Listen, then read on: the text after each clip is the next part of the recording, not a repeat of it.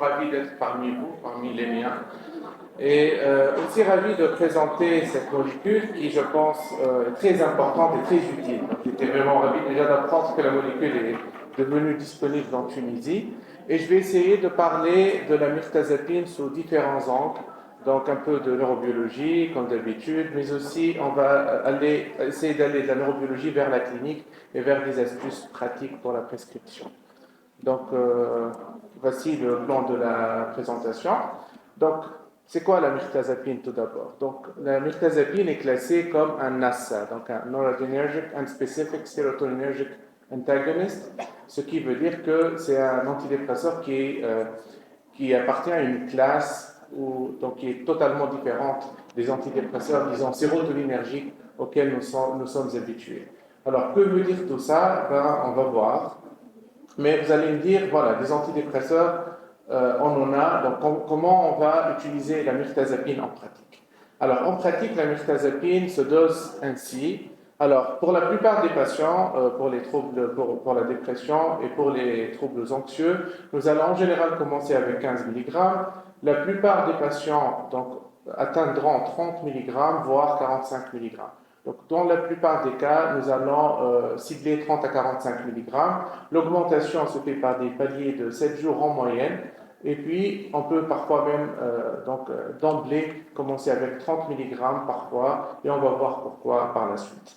Alors, chez les sujets âgés, on est toujours un peu plus prudent, évidemment. Donc, on va toujours commencer par 7,5 mg, ou presque toujours par 7,5 mg, plus rarement avec 15, et on va augmenter généralement vers une cible entre 15 et 30 mg plutôt que 30-45.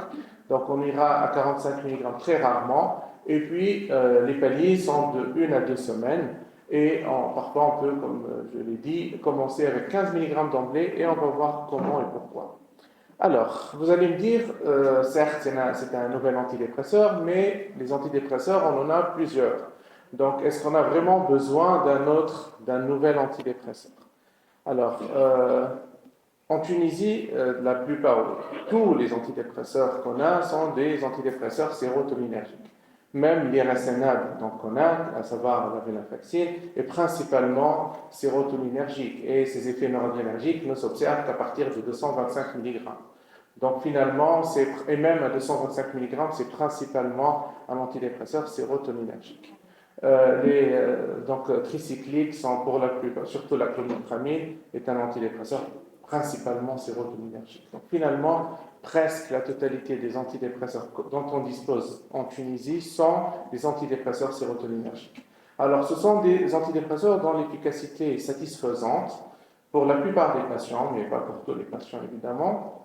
Et puis, il y a aussi l'avantage de sûreté, surtout pour les IRS. En général, ce sont des molécules dont la toxicité est faible en pratique. Mais bien sûr, il y a plusieurs inconvénients également. Donc, vous avez tous, je pense, vu que les patients, les premiers jours, se plaignent de nausées, se plaignent d'effets indésirables sexuels à plus long terme, et c'est une cause principale d'arrêt du traitement et de mauvaise adhésion au traitement.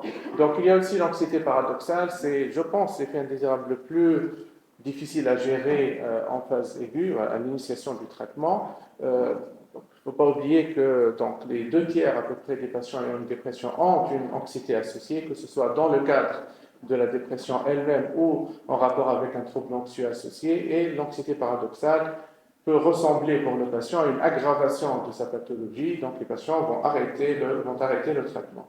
L'insomnie est un autre effet indésirable fréquent, surtout à l'initiation du traitement. Et puis l'effet est lent, comme vous le savez tous, il faut attendre au moins 3-4 semaines pour voir l'effet.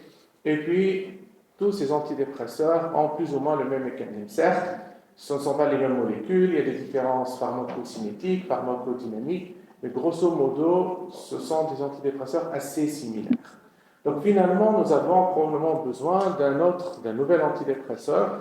Cet antidépresseur est multimodal. Alors pourquoi je dis qu'il est multimodal? On va voir pourquoi. Alors la principale action de la mirtazapine est un effet alpha-2 bloquant. Vous allez me dire, alors on connaît les alpha-bloquants pour le traitement de l'HPA, pour le traitement de l'hypertrophie prostatique. Comment un alpha-bloquant peut-il servir comme un antidépresseur? Ben, ce n'est pas un alpha bloquant non spécifique. Alors la myocérine à notre NASA était en fait un alpha bloquant non spécifique, donc peu sélectif. La mirtazapine est beaucoup plus sélective vis-à-vis des récepteurs alpha-2. Alors au niveau du cerveau, qu'est-ce qui se passe exactement? Donc voici un neurone noradrénergique. Il y a un récepteur alpha-2 ici, que vous pouvez voir. Ce récepteur alpha-2 joue le rôle d'autorécepteur, donc elle joue un rôle de feedback négatif. Donc si la noradrénaline se fixe dessus, le neurone sait qu'il faut produire moins de noradrénaline. Il y a trop de noradrénaline dans la fonte synaptique, donc le neurone va freiner sa production de noradrénaline. Alors la mirtazapine va bloquer cet autorécepteur et donc va bloquer ce feedback négatif et par conséquent, il y aura plus de noradrénaline au niveau de la fonte synaptique. Donc voilà, la même chose se passe exactement pour les neurones sérotoninergiques. Donc le récepteur alpha-2 n'est pas seulement un autorécepteur, c'est aussi un hétérorécepteur, c'est-à-dire que c'est un récepteur qui se trouve au niveau de la membrane présynaptique des neurones sérotoninergiques et va jouer exactement le même rôle qu'ici, c'est-à-dire que la fixation de la noradrénaline sur ces récepteurs situés au niveau de neurones sérotoninergiques va normalement bloquer la synthèse de sérotonine et donc le blocage de ces récepteurs alpha-2, hétérorécepteurs, va entraîner en quelque sorte une augmentation donc, de la sérotonine. C'est dire que cet effet alpha-2 bloquant va finalement augmenter sérotonine et noradrénaline et on a ainsi une idée comment donc la mirtazapine peut avoir bien sûr des effets antidépresseurs. Mais ce n'est pas tout parce que la mirtazapine a d'autres propriétés très intéressantes. Alors, je ne sais pas pour ceux qui ont déjà assisté à la présentation du samedi dernier, finalement, c'est un petit rappel très rapide de la neurobiologie de la schizophrénie pour pouvoir comprendre l'effet antagoniste 5-HT2A. Donc ici est la voie mésolimbique, en bleu c'est la voie mésocorticale, et puis en noir ici est la voie nigrostriée. Donc trois voies dopaminergiques importantes. Et ce que vous voyez en orange ici, c'est un neurone glutamatergique cortical qui est associé à un interneurone GABA qui, lui, s'associe à un deuxième neurone glutamatergique cortical. Et c'est en fait, si vous vous souvenez, donc, toute la théorie neurobiologique de la schizophrénie repose sur, ici, il y a une dysfonction NMDA à ce niveau. En tout cas, on ne va pas entrer dans ces détails-là. On sait qu'il existe des récepteurs, des neurones sérotoninergiques qui partent du rapémédian et qui vont, par effet 5-HT2A, stimuler ce deuxième neurone glutamatergique. Et ce deuxième neurone glutamatergique va donner des symptômes d'allure schizophrénique, c'est-à-dire ça va activer la voie mésolimbique, ça va inhiber la voie mésocorticale, ça va aussi inhiber la voie nigrostriée. Il y a aussi un deuxième neurone, ici, sérotoninergique, qui va directement inhiber la voie, donc là aussi par effet 5-HT2A, activer un interneurone GABA qui lui inhibe la voie nigrostriée. Donc voilà, l'effet 5-HT2A, finalement, c'est tous les effets qu'on n'aime pas avoir chez nos patients. Alors, avoir un effet antagoniste 5-HT2A revient à diminuer l'activité de ce deuxième neurone glutamatergique et par conséquent diminuer l'activité dopaminergique mésolimbique, augmenter l'activité mésocorticale, augmenter l'activité nigrostriée. Finalement, on augmente la dopamine où on veut qu'elle augmente et on diminue la dopamine là où on veut qu'elle diminue, principalement. Donc finalement, conséquence de tout ça, on augmente la dopamine préfrontale, donc ça permet d'avoir un effet antidépresseur, comme vous le savez, également un effet pro-cognitif et un possible effet sur les signes négatifs de la schizophrénie. Alors on augmente la dopamine nigrostriée, comme on le voit ici, et donc ça permet de réduire les effets extrapyramidaux éventuels. Et puis on diminue, là c'est une erreur, la dopamine mésolimbique, et donc est-ce qu'on aurait un effet antipsychotique?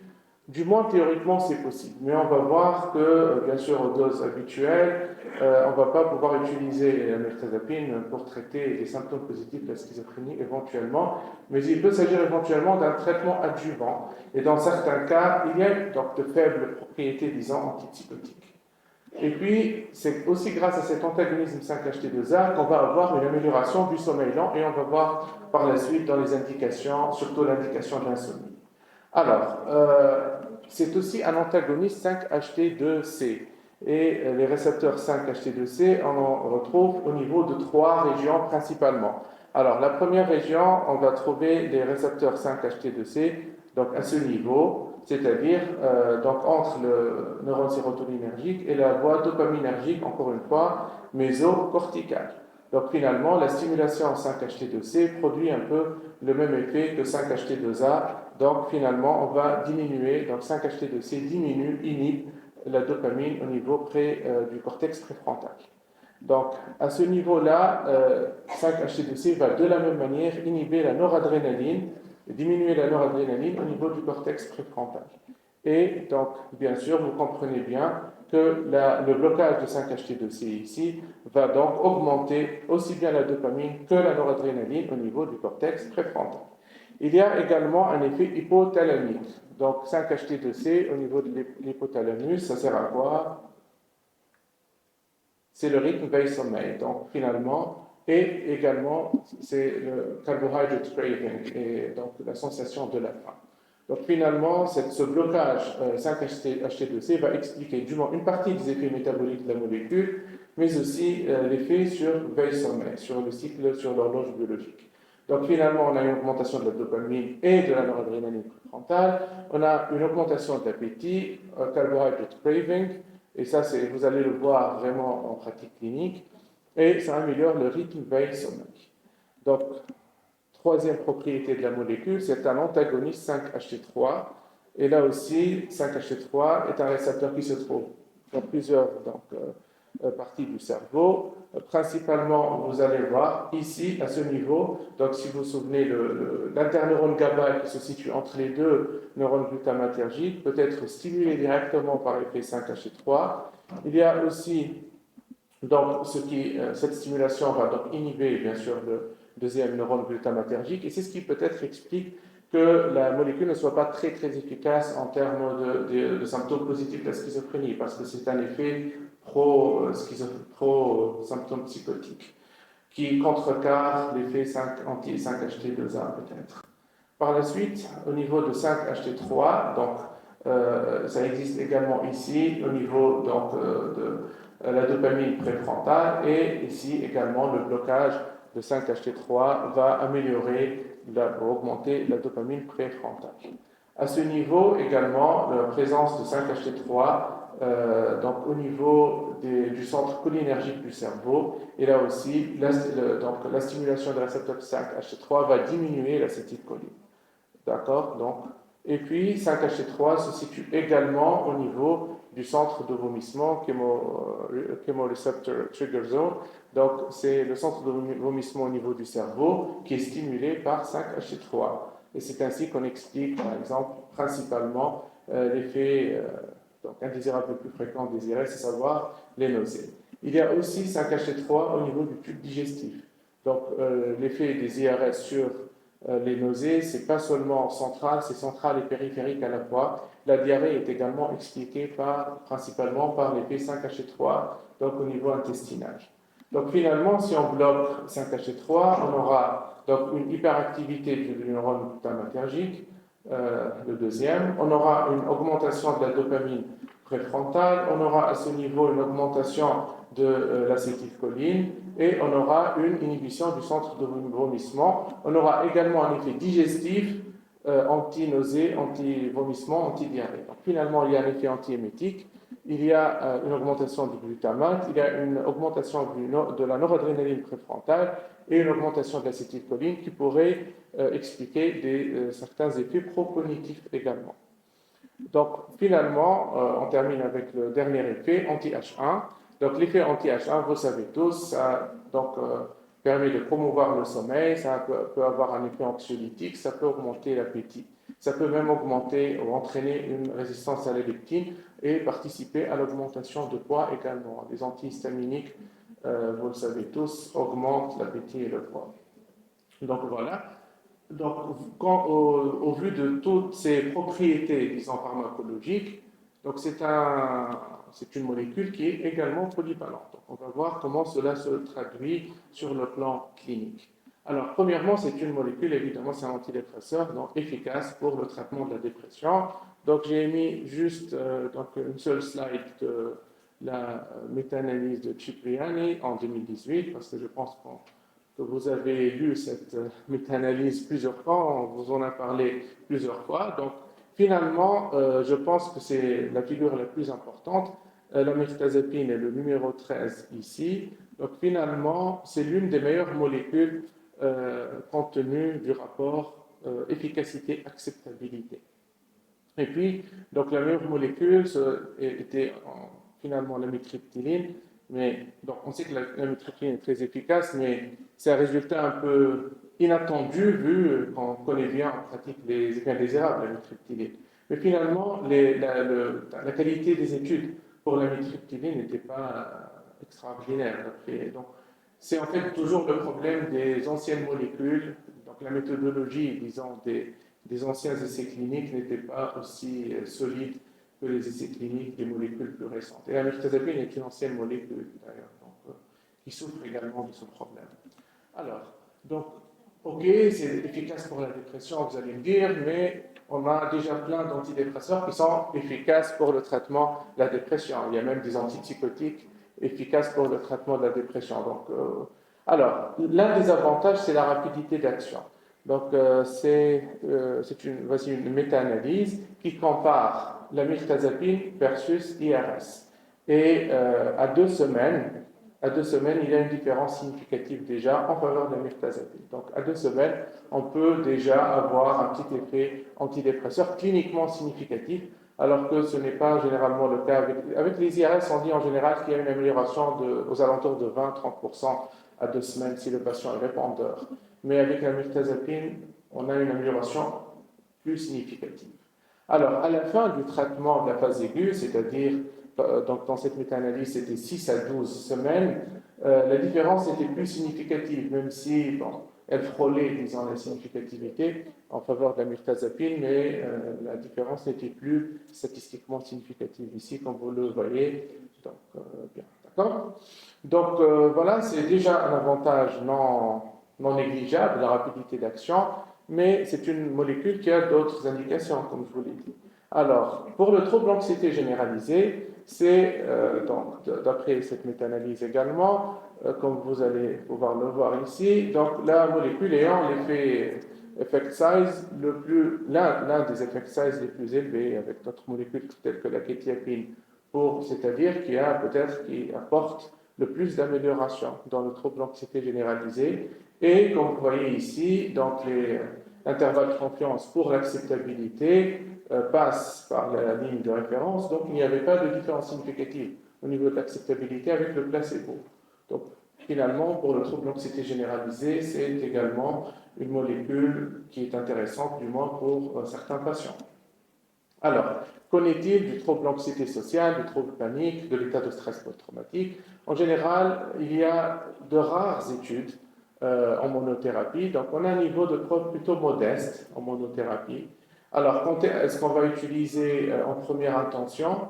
Peut-être soit quand il y a des contre-indications aux IRS, ou bien quand il y a une mauvaise tolérance prévue des IRS, ou bien une mauvaise tolérance tout court des IRS, c'est une alternative. Mais aussi, c'est une molécule qui peut être c'est-à-dire utilisée en traitement adjuvant avec les IRS, avec les IRSNA. On va le voir, on va le détailler davantage. Et c'est un excellent potentialisateur dans ces troubles-là. Et puis, alors, qu'en est-il du TOC? Alors, pour le TOC, vous savez tous, on a besoin de molécules sérotoninergiques, fortement sérotoninergiques, et de doses élevées de molécules fortement sérotoninergiques. Et donc, la mirtazapine, en première intention, seule en monothérapie comme ça, évidemment, vous voyez que ce n'est pas un traitement indiqué en monothérapie pour le TOC. Mais c'est un possible traitement adjuvant et qui apporte deux avantages en traitement adjuvant. Premièrement, alors, il y a des études qui montrent que la mirtazapine peut accélérer la réponse aux IRS. Donc, si vous associez un IRS de forte dose d'IRS, la mirtazapine peut accélérer la réponse. Et puis, elle peut éventuellement augmenter donc le taux de réponse également. En fait, c'est mitigé. Il y a des études qui disent que ça accélère la réponse sans augmenter le taux de réponse. Il y a d'autres études qui disent que ça peut augmenter aussi le taux de réponse. D'accord? Avec donc, le TOC. Alors, on passe à une autre indication. Je pense l'une des indications les plus fréquentes, l'insomnie. Alors, c'est une molécule en fait qui a plusieurs propriétés, parfois contradictoires. Et donc, on va jouer un peu sur le dosage pour pouvoir comprendre comment doser la molécule si on veut l'utiliser principalement pour l'insomnie. Alors, à 7,5 mg, c'est une molécule qui a des effets anti-H1 presque maximaux déjà. Donc, on peut saturer les récepteurs H1 à 7,5 mg chez la plupart des personnes. Donc, à 7,5 mg, on a un effet anti-H1 maximal. Et on a un effet qui cause l'insomnie, augmentation de sérotonine, dopamine et noradrénaline, qui est à peine perceptible à cette dose-là. Finalement, la résultante est un effet hypnotique puissant à 7,5 mg. Par la suite, vous allez voir, plus on augmente la dose, et plus donc l'effet anti-H1 est en plateau, donc il ne va pas augmenter. Par contre, l'effet augmentation sérotonine, dopamine, noradrénaline, donc l'effet qui cause l'insomnie va augmenter presque linéairement avec la dose, et donc du coup l'effet sédatif hypnotique diminue. Donc finalement, si on veut utiliser la molécule pour l'insomnie, c'est plutôt à 7,5 mg qu'il faudra l'utiliser, à la limite à 15 mg, mais pas plus. Et puis, si vous voulez réduire la sédation chez un patient qui a un trouble anxieux ou dépressif, vous augmentez la dose plutôt que de la diminuer. Donc, paradoxalement, il faut expliquer aux patients, quand on l'utilise pour l'insomnie, il faut expliquer aux patients que paradoxalement, augmenter la dose de 7,5 à 15 mg risque de réduire l'efficacité, parce que c'est ce que les patients font parfois. Ils se disent, on m'a dit de prendre un demi-comprimé, je vais prendre un comprimé entier, probablement que ça marchera mieux, mais ce n'est pas le cas. Mais une chose très importante, bien sûr, le traitement de l'insomnie, c'est pas juste donner un traitement hypnotique. Le traitement de première intention reste toujours le traitement étiologique et les TCC pour l'insomnie plutôt que des traitements hypnotiques, surtout au long cours. Voilà. Alors, maintenant, une question récurrente, je pense. Alors, une question, je pense, qui risque d'être posée. Je vais juste y répondre avant qu'elle ne soit posée. Alors, est-ce qu'on utiliserait plutôt mirtazapine ou kétiapine pour l'insomnie? On va jouer le match. Alors, mirtazapine 7,5 versus kétiapine 50. Alors, vous allez voir qu'il y a des avantages et des inconvénients pour chacune de ces molécules. Donc, vous allez, l'art de pratiquer la médecine, c'est en fait de choisir la molécule la plus appropriée pour chaque patient. Donc, alors, initiation du sommeil, les deux marquent un but. Les deux sont aussi efficaces l'une que l'autre pour l'initiation du sommeil. Pareil pour le maintien du sommeil, les deux sont aussi efficaces l'une que l'autre. Alors, sommeil réparateur, qu'est-ce qui augmente un 3, donc le sommeil profond réparateur le plus? C'est la mirtazapine, effectivement. La kétiapine a peu d'effet sur le sommeil réparateur. Par contre, qui préserve le sommeil paradoxal le plus? C'est la kétiapine qui préserve le sommeil paradoxal le plus. Donc la mirtazapine a tendance à réduire la durée et à augmenter la latence du sommeil paradoxal. Alors qui peut entraîner des cauchemars? Mirtazapine un peu plus, mais bon, c'est pas un effet indésirable très fréquent, mais bon, c'est un effet indésirable dont se plaignent toujours certains patients qu'il faut garder en tête.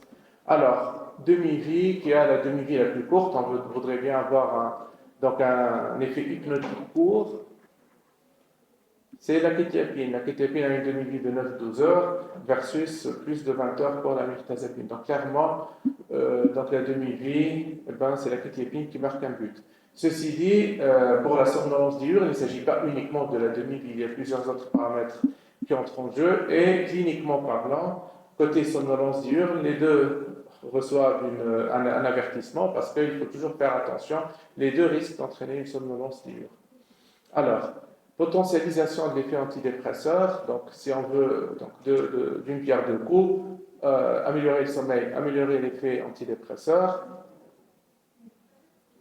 Alors, les deux peuvent potentialiser l'effet d'un traitement antidépresseur, mais en fait, le but est marqué par la mirtazapine pour la simple raison que alors, à 15 mg par exemple, on peut très bien potentialiser l'effet d'un IRS ou un IRSNA tout en sauvegardant une bonne partie de l'effet hypnotique. Alors que pour la kétiapine, il va falloir augmenter les doses au-delà. 50 mg ne potentialise rien, donc il faudra augmenter les doses à 150, 200, 300 mg en fonction de la pathologie sous-jacente.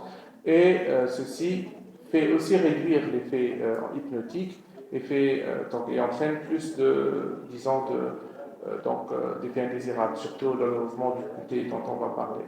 Donc le poids, les deux reçoivent un avertissement, là encore, donc les deux molécules peuvent augmenter le poids, et c'est un effet qui n'est pas dose dépendant, donc même à 7,5 mg de mirtazapine, à 25 mg, 12,5 mg de kétiapine, il y a toujours un risque d'augmentation de poids, ne serait-ce que par effet anti-H1 qui est maximal à des doses très très faibles pour les deux molécules. Alors, les effets sur la glycémie, sur les lipides, on va détailler plus. Donc, la mirtazapine reçoit un avertissement verbal, la kétiapine un carton jaune. Pourquoi? On va voir. Donc, la kétiapine a des effets sur la glycémie et les lipides plus, disons, patents, surtout à court terme. Alors que la mirtazapine a des effets très mitigés, et on va détailler ça. D'accord? Il faut faire attention, ceci.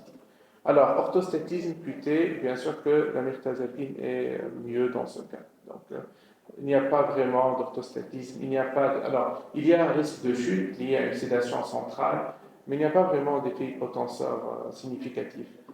Par contre, pour la kétiapine, il y a un effet alpha-bloquant, surtout chez les sujets âgés, par exemple, et puis alpha-1 bloquant, plutôt. Et l'allongement du QTC ne s'observe pas avec la mirtazapine, alors que ça peut s'observer avec la kétiapine. C'est un effet dose dépendant. Donc, si vous diminuez la dose de kétiapine, vous pouvez toujours gérer un peu cet effet-là. Mais bon, c'est toujours mieux d'avoir une molécule qui n'entraîne pas, en tout cas, aux doses thérapeutiques usuelles, un allongement du QT.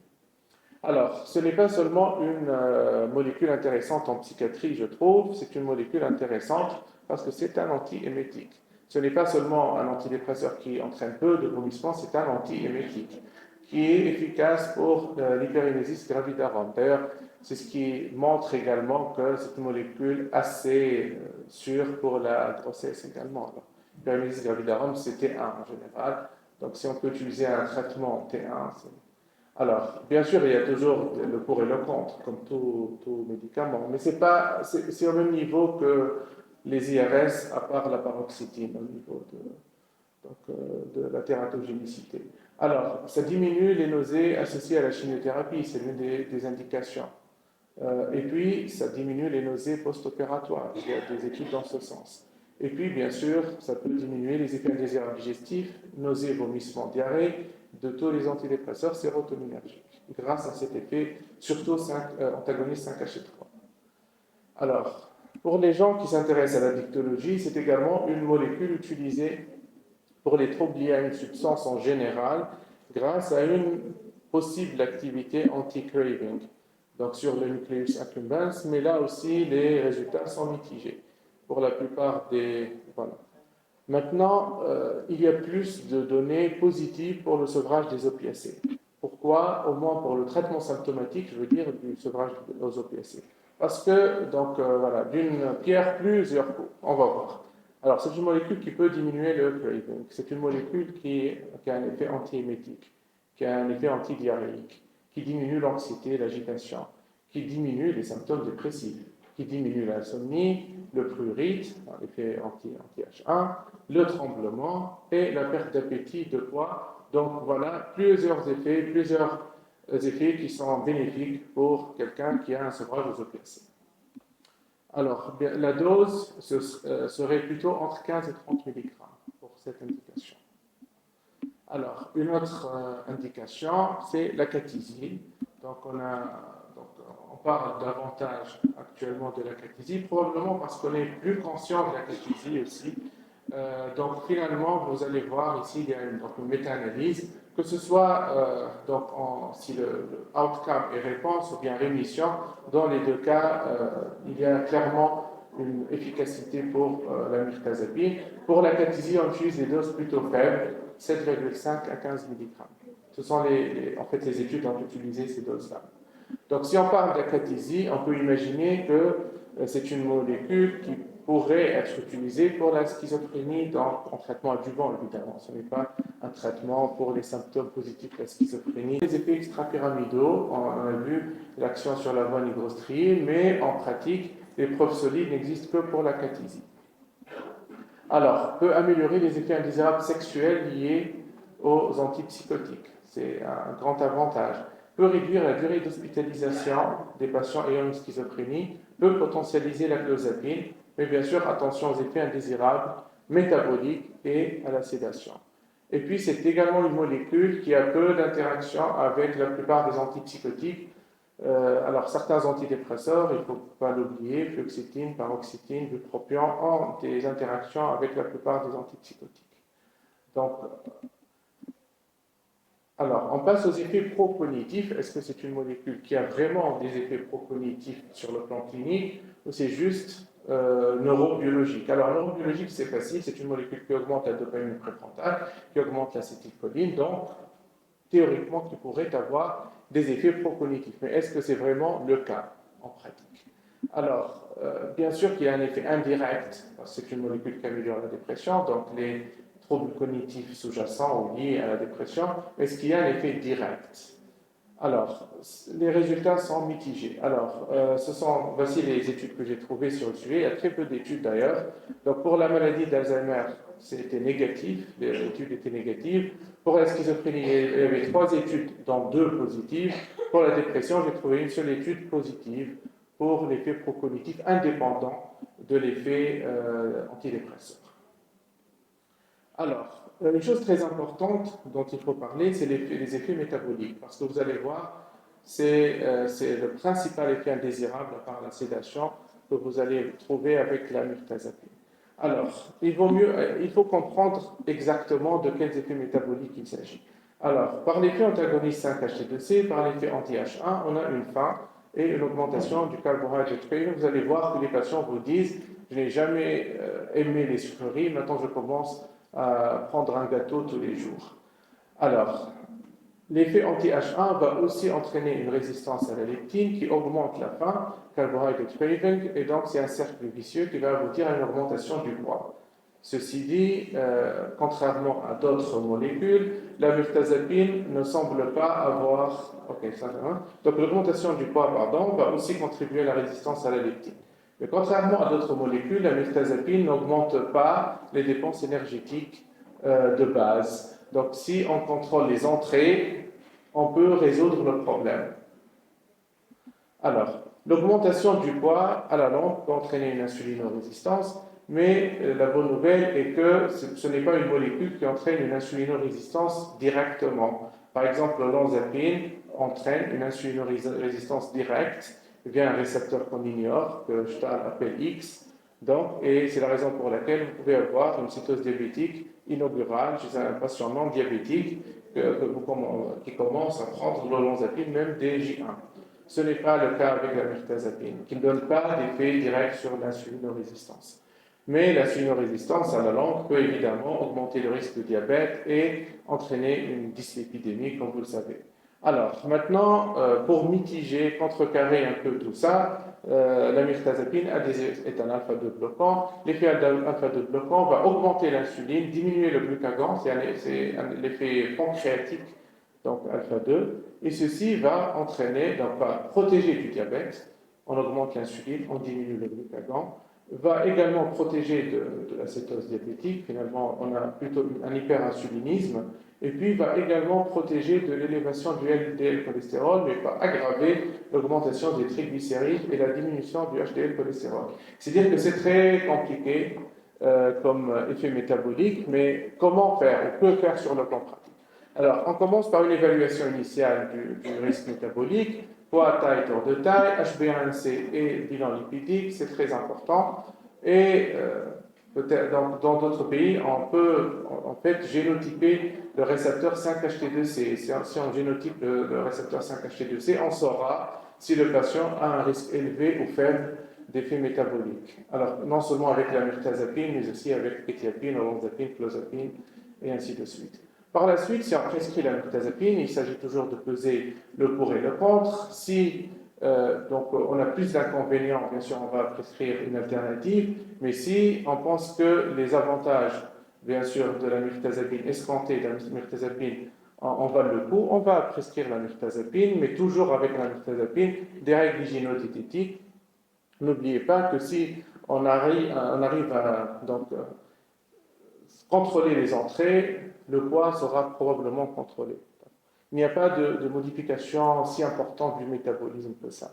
Alors, et puis, on va surveiller pendant 4 à 6 semaines. Et là, on doit répéter, voir le poids, les triglycérides. Alors, les triglycérides sont un indicateur d'insulinorésistance. C'est le premier indicateur d'insulinorésistance dû aux psychotropes de façon générale. Donc, à un mois, si on a une élévation des triglycérides, on sait que le patient va augmenter de poids davantage. Donc, si tout va bien, c'est que vraiment tout va bien, parce qu'au-delà de 4 à 6 semaines, si le patient ne prend pas de poids, ben, il ne va pas en prendre. Maintenant, si tout va mal, s'il y a une augmentation de poids ou augmentation des triglycérides, on repèse le pour et le contre. Et si on pense que c'est une mauvaise idée de continuer, on va switcher. Mais si on pense que le patient a besoin de mirtazapine, donc on va consolider la règle hygiéno-diététique, on peut aussi prescrire un autre médicament. Alors, plusieurs. Les IRS peuvent diminuer l'augmentation de poids liée à la mirtazapine, IRSNA. Le bupropion est encore plus efficace que les IRS et les IRSNA pour le contrôle du poids. Les stimulants, il y a bien sûr une autre indication, peut-être la metformine, peut-être le topiramate, peut-être la bétaïstine. La bétaïstine, c'est un traitement anti-vertige qu'on utilise fréquemment, c'est un traitement histaminergique qui peut diminuer l'effet antihistaminique de toutes les molécules psychiatriques qui ont un effet antihistaminique. Donc, ça peut contrecarrer un peu l'effet sur le poids. Alors, le sujet âgé, on va voir, est-ce qu'on prescrit IRS ou mirtazapine? D'ailleurs, je pense qu'il y a un problème une idée générale que pour tout le monde, donc le traitement de première intention pour la dépression, pour les troubles anxieux, c'est toujours un IRS. Alors que dans l'immense majorité des guidelines, on ne vous dira pas de quel antidépresseur il s'agira. C'est vraiment, il faut personnaliser la prescription pour chaque patient. Et les IRS ne sont pas toujours forcément le traitement de première intention, loin de là. Alors, pour le sujet âgé, l'hyponatrémie, là, vous savez que les IRS peuvent entraîner une hyponatrémie, la mirtazapine ne donne pas d'hyponatrémie. Effet anticholinergique, les IRS ne donnent pas d'effet anticholinergique significatif à part la paroxétine, mais la mirtazapine a des effets pro-cholinergiques, donc c'est quand même un avantage de plus. Effet hypnotique, la mirtazapine, bien sûr, a un effet hypnotique. Chez les sujets âgés, vous savez très bien que la plainte principale est souvent l'insomnie, mais il faut toujours faire attention parce que cet effet hypnotique peut aussi entraîner une somnolence diurne et augmenter le risque de chute. Donc finalement, le risque de chute, clairement, les IRS entraînent moins de chute que la mirtazapine. Alors, effet surcuté, là aussi, la mirtazapine est légèrement mieux. Alors, les IRS n'ont pas, aux doses habituelles, des effets très significatifs sur le QT, à part un peu, donc le citalopram un tout petit peu, mais la mirtazapine est un peu plus sûre que, par exemple, citalopram. Alors, saignement, vous savez, les IRS peuvent augmenter chez les sujets âgés le risque de saignement. Ce n'est pas une augmentation très importante, mais voilà, en cas d'association avec un anticoagulant, sur certains terrains particuliers, la mirtazapine n'a pas ce problème. Des effets procognitifs, là aussi, la mirtazapine a une probabilité plus importante d'avoir des effets procognitifs directs. Les effets métaboliques, alors j'ai mis des applaudissements et un avertissement parce qu'en fait, chez le sujet âgé, généralement, la prise de poids est plutôt désirable qu'indésirable, surtout chez des sujets âgés ayant une dépression, mais il faut toujours faire attention.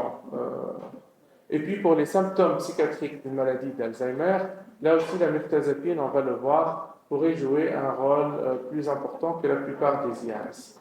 Donc en parlant de maladie d'Alzheimer, alors un autre match, mirtazapine anti-mirtazapine. Alors est-ce qu'il y a un effet théoriquement, il y a un effet sur les symptômes dépressifs, et c'est plus de la moitié des patients ayant une maladie d'Alzheimer auront des symptômes dépressifs. Mais sur le plan clinique, les résultats sont mitigés. D'ailleurs, les résultats sont plutôt négatifs pour tous les antidépresseurs. Donc, les deux meilleurs seraient mirtazapine et sertraline. Alors, donc finalement, c'est un point marqué pour la mirtazapine. Un effet potentiel sur les symptômes psychotiques de la maladie d'Alzheimer. Il y a un faible effet antipsychotique, il y a un bas niveau de preuve. Donc, mais même la kétiapine, la risperidone, le brexpiprazole ont un bas niveau de preuve également. Donc, la plupart des molécules pour les symptômes psychotiques de la maladie d'Alzheimer ont un bas niveau de preuve. Donc, effet hypnotique anxiolytique, ça on le sait très bien. Et puis, pas d'effets extrapyramidaux, voire amélioration des effets extrapyramidaux si le patient est sous un antipsychotique, tel que risperidone, là c'est un autre point positif. Et puis, pas d'effet anticholinergique, voire effet pro-cholinergique. Bien sûr, c'est un autre avantage. Alors, c'est une molécule très intéressante en monothérapie, mais aussi intéressante en association. Alors, très intéressante en association avec un IRS, ça permet de potentialiser l'effet. Donc, on ajoute un effet dopaminergique, noradrénergique, on diminue les effets indésirables digestifs et sexuels, on donne un effet plus rapide sur le sommeil et l'anxiété, on réduit la prise de poids, donc les IRS diminuent la prise de poids avec la mirtazapine, mais c'est en fait, l'association est encore plus intéressante avec les IRSNA, tels que venlafaxine. On l'appelle, c'est une association très connue sous le nom de California Rapid Fuel. Donc, ça augmente la noradrénaline et la sérotonine par deux mécanismes différents, inhibition de la recapture et effet alpha-2 bloquant. Ça augmente la dopamine, diminue les effets indésirables digestifs et sexuels, et puis diminue aussi la prise de poids avec la mirtazapine. Donc, ce sont des associations intéressantes. L'association aussi avec le bupropion est intéressante, mais vu que le bupropion n'est pas disponible en Tunisie, donc voilà, je ne vais pas en parler. Alors finalement, pros and cons, donc finalement, c'est une molécule qui a une action multimodale, qui a un effet rapide, effet hypnotique anxiolytique, qui n'a pas d'effet indésirable sexuel, qui peut même améliorer les effets indésirables sexuels des IRS, IRSNA et même des antipsychotiques, pas d'effet indésirable digestif, elle peut même être un antiémétique, pas d'hyponatrémie, pas d'effet sur le QT, peu d'interactions. Donc, c'est une molécule qui n'est ni un inducteur ni un inhibiteur enzymatique, et puis aussi qui n'est pas très influencée par les inducteurs ou les inhibiteurs métaboliques, enzymatiques. Pardon. Donc, c'est une molécule qui ne donne pas d'anxiété paradoxale. Au contraire, vous allez avoir une action anxiolytique DJ1 grâce aux effets surtout anti-H1. Et puis, peu de virages maniaques, ce n'est pas une molécule qui donne énormément de virages maniaques également. Alors, quels sont les inconvénients? Sécheresse de la bouche, c'est l'effet indésirable le plus fréquent, mais ce n'est pas un effet indésirable très grave en général. Sédation, c'est un effet indésirable assez fréquent. Et comment l'améliorer? En augmentant la dose plutôt qu'en diminuant la dose. Effet indésirable métabolique, on en a parlé en long et en large, je pense, donc il faut faire attention à cela. Et puis le risque de chute, surtout chez les sujets âgés, essentiellement par sédation centrale plutôt que par orthostatisme. Et merci de votre attention.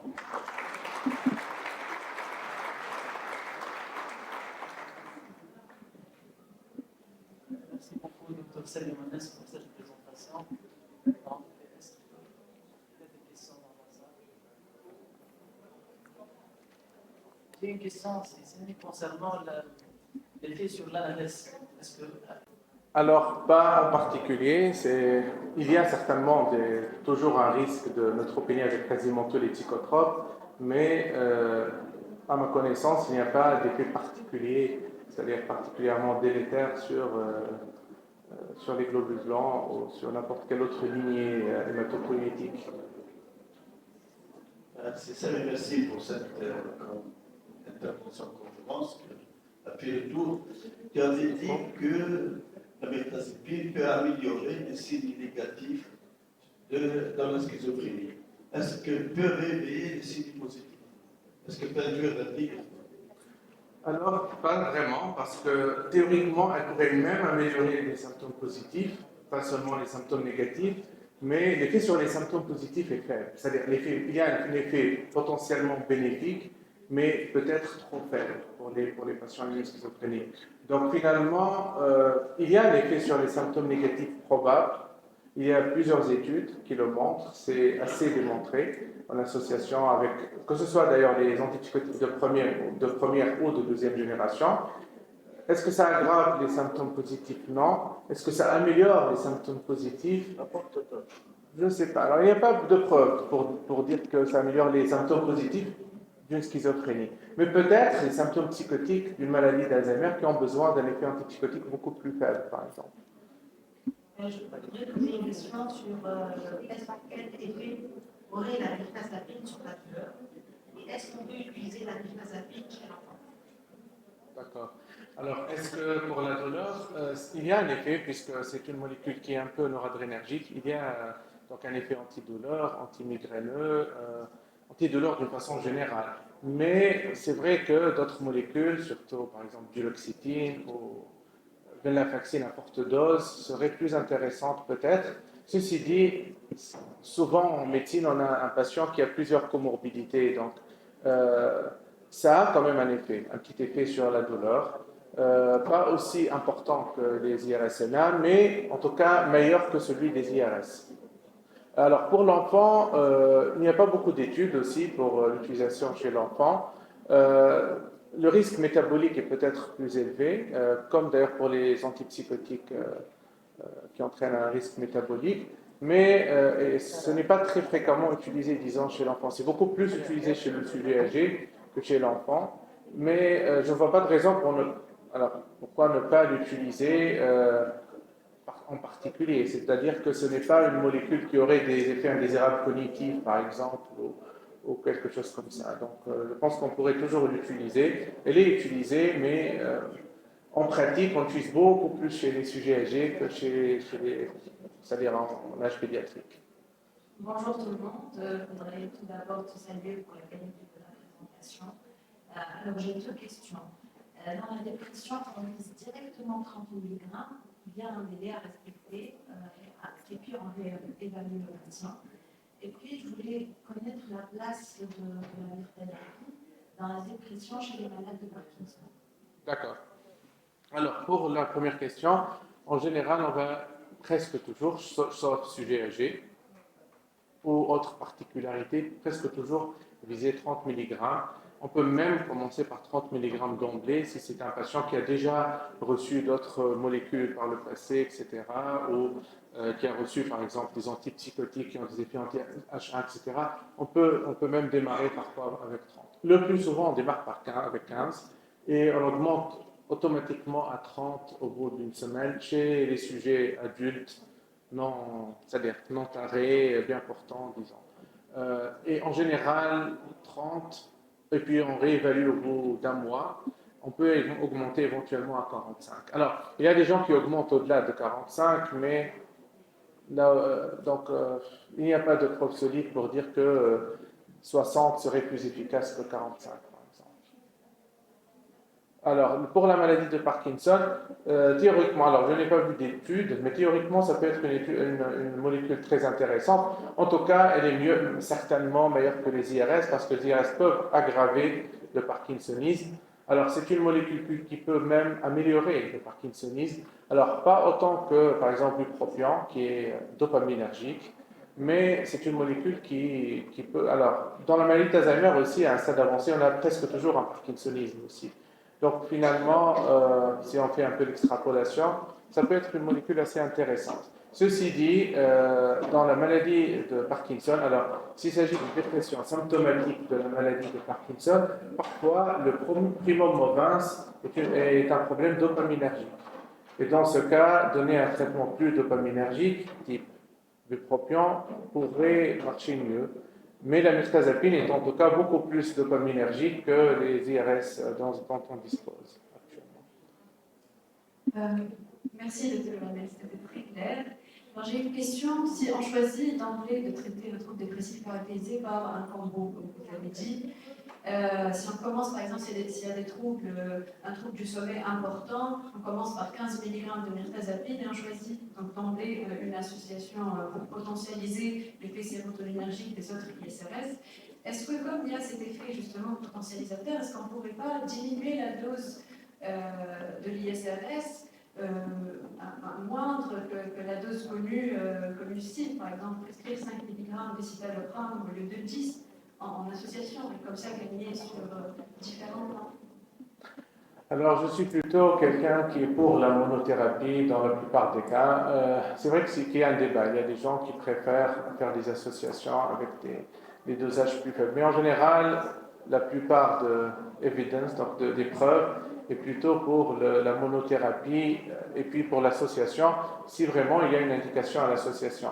Donc, j'ai fait ça pour certains patients, même d'emblée, mais c'est rare. C'est en général des patients, par exemple, qui ont, par exemple, un trouble dépressif avec soit des attaques de panique dans le cadre du trouble dépressif, un trouble panique caractérisé par énormément de nausées, énormément de signes digestifs, qui se plaignent énormément d'insomnie. Et je pense que vu qu'ils ont donc un trouble panique, ils auront besoin de quelque chose de plus sérotoninergique. Donc, je vais devoir donner finalement un traitement sérotoninergique, mais pour pouvoir le donner, je mets un peu de mirtazapine au départ que j'arrête par la suite. Mais sinon, la mirtazapine peut très bien être un traitement de première intention en monothérapie. Si vous pensez que le patient a une dépression et que il y a un risque très élevé, soit de troubles sexuels, de troubles digestifs, la mirtazapine est une très bonne option en monothérapie.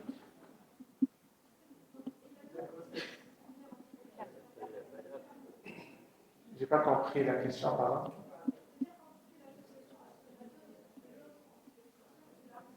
Non, pas obligatoirement. Alors, en général, on fait l'association pour potentialiser. On potentialise parce que le patient n'a pas répondu assez bien. Donc, finalement, on ne diminue pas la dose de l'autre antidépresseur. Et même sans diminuer la dose de l'autre antidépresseur, on arrive à masquer les effets indésirables. Donc, finalement, en général, non. Alors, on ne touche pas à la dose de l'autre antidépresseur.